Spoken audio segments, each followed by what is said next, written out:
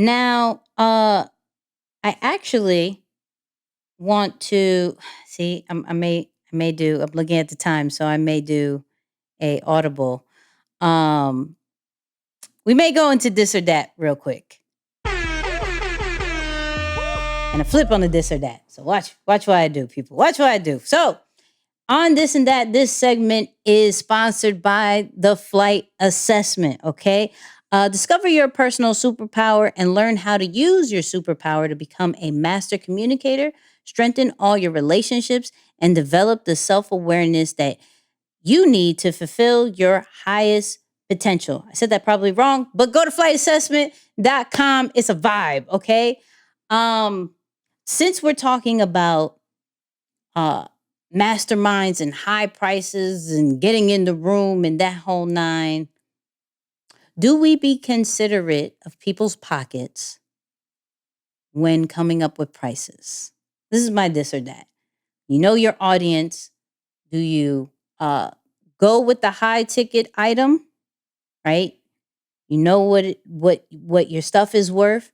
Go with the high ticket item, or you understand your audience. You meet them where they are, right? So I found a clip in my little low key but high key sneakerhead vibes, right? Of the owner of Urban Necessities that's out in Vegas, which has an amazing, amazing sneaker store, right? Um, was talking about why he sells some of the sneakers for the prices that he does, right? And we're talking about six figures, right? It's some of the sneakers are just crazy. Like, yo, why would I pay this much? But here was his response to that.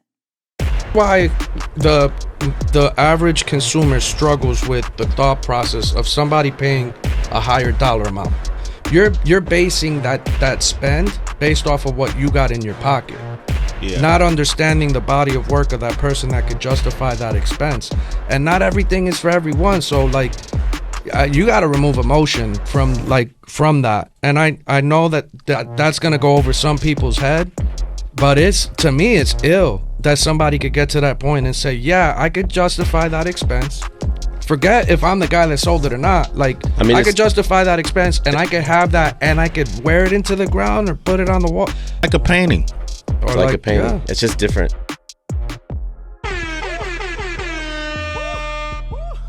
Man, that's crazy. I wish I could send you a screenshot of literally the message I sent to Rebel C at, let me just give you the exact timestamp, at 8:07. Right now it's 10:23.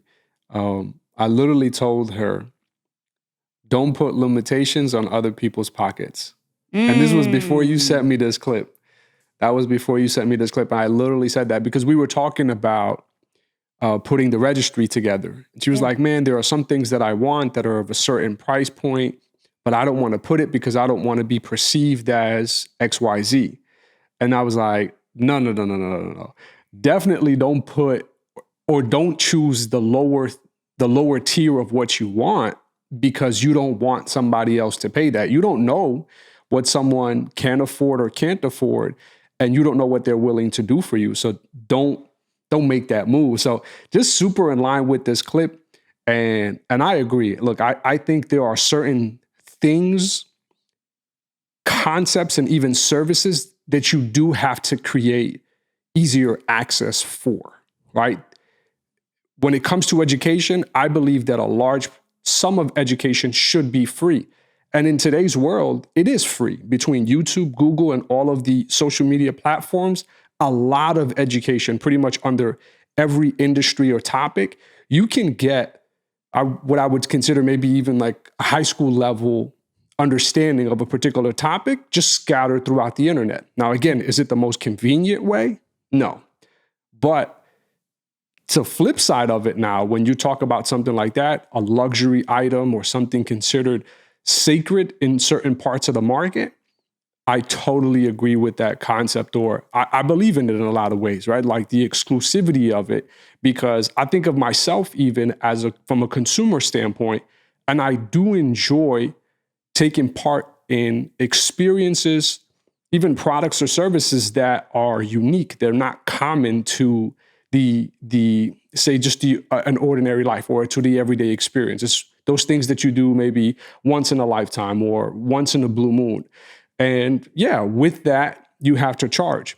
So I am for that.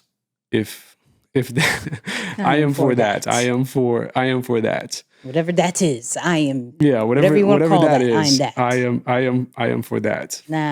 Now I'm gonna go into uh my my sneaker bag for 3 seconds, and then I'll go with what I normally go with. Right. So uh, first off, I think any any product or service, I believe everything is art. Right.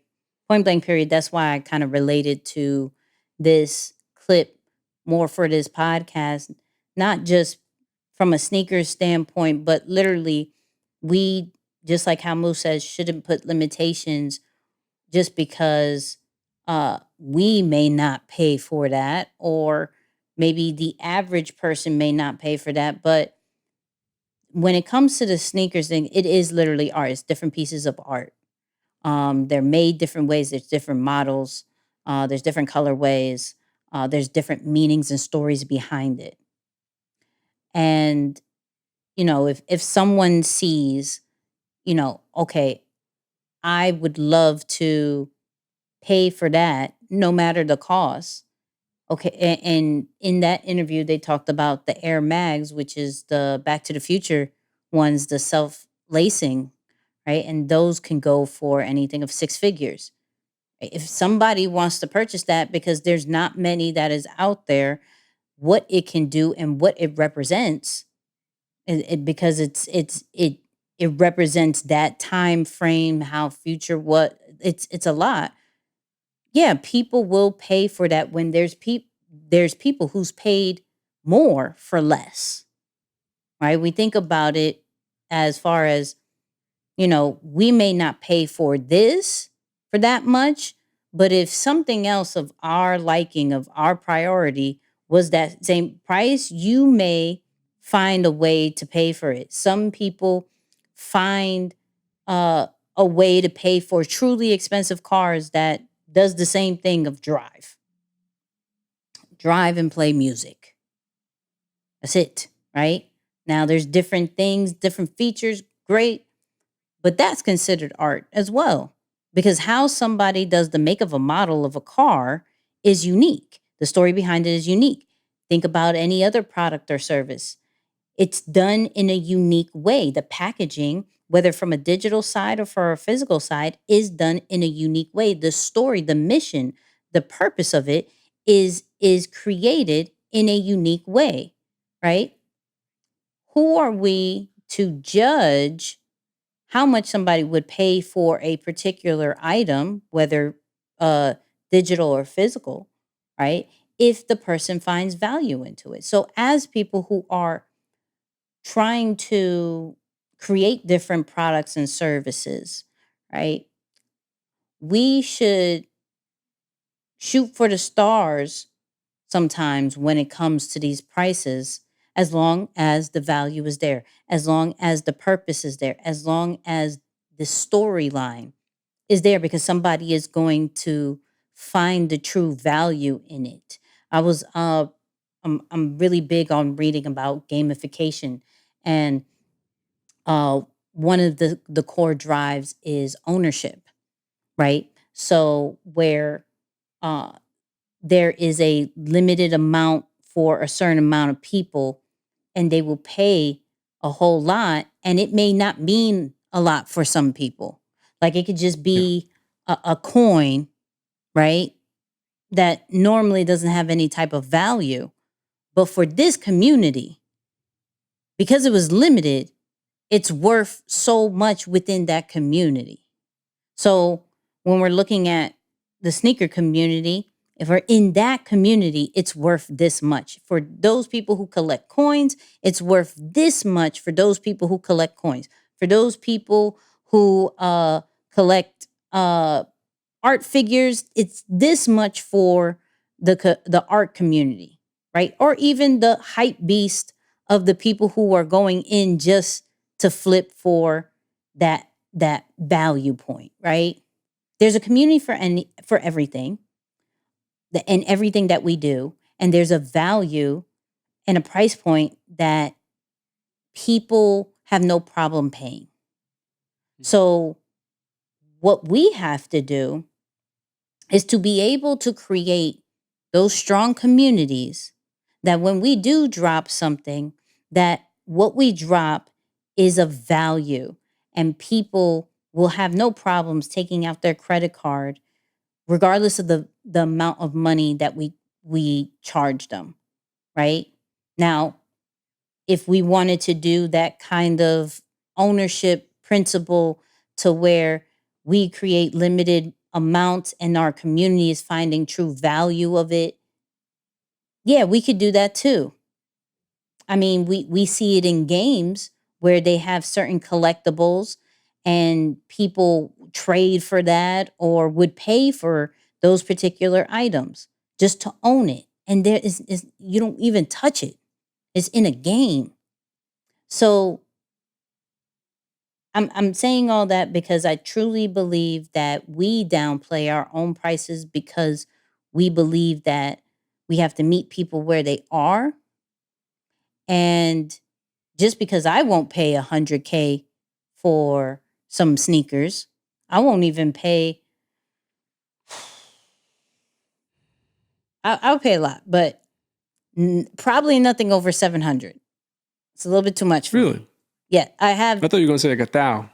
Nah, it really depends. No, I don't think so. I really, yeah, I don't. Yeah.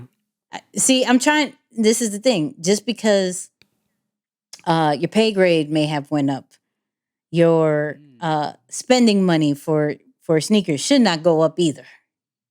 That's how I feel about it. Like, I'm trying to live my like old days when I was starting really collecting, and 300 was like, golly. Now Stretch. it seems right, but now it seems like some of the regular smegular ones are 235 for my size. I'm 5.5 That's in crazy. boys. Yeah, that's crazy. I'm like, what? Now, granted, shout out to those people who got the 11s. I got the 11s, right? But we're looking at my size, 184 or something.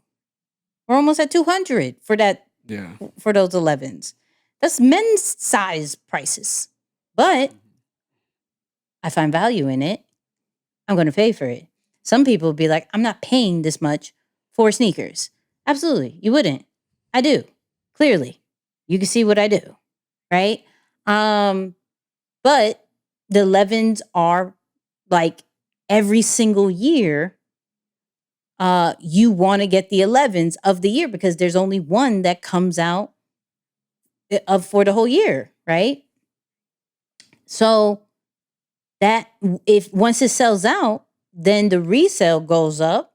So something that was I pay 184 now can go up to 300, 400, depending on who your reseller is and depending on the demand. If they don't do restock, if they don't do a lot of restocks, that value is going to go up. We could create the same thing and the same demand in our own brands and businesses with just the concept of understanding how others do it. I really pay attention to the Jordan brand because I consume it so much that it has to make sense for me to learn from it too. I'm big on that. Like, I will not consume and not produce from what I consume, no matter what it is. Not just content and media. It's like physical stuff too. What can I learn from going to a concert? What can I learn from buying merch? What can I learn from going to indoor skydiving? Like, what can I learn from all of this? So be a producer of the things that you consume, and your brands and businesses will probably go a lot further. You know what I mean? Wow. Yeah, somebody tweet that. Somebody Somebody tweet that real quick. Be a producer off of the things that you consume. That's good. That's saying. good. Just saying. Well, people, that's our episode. Okay. Do us a favor. What would you do? What do you do now? Now, what would you do? Because now you heard and you're like, oh my God, I get it now. But before you heard this, where were you? Were you paying attention to people's pockets and pricing it based off people's pockets? Or were you understanding the value and going where and charging however much that you want to charge? Okay.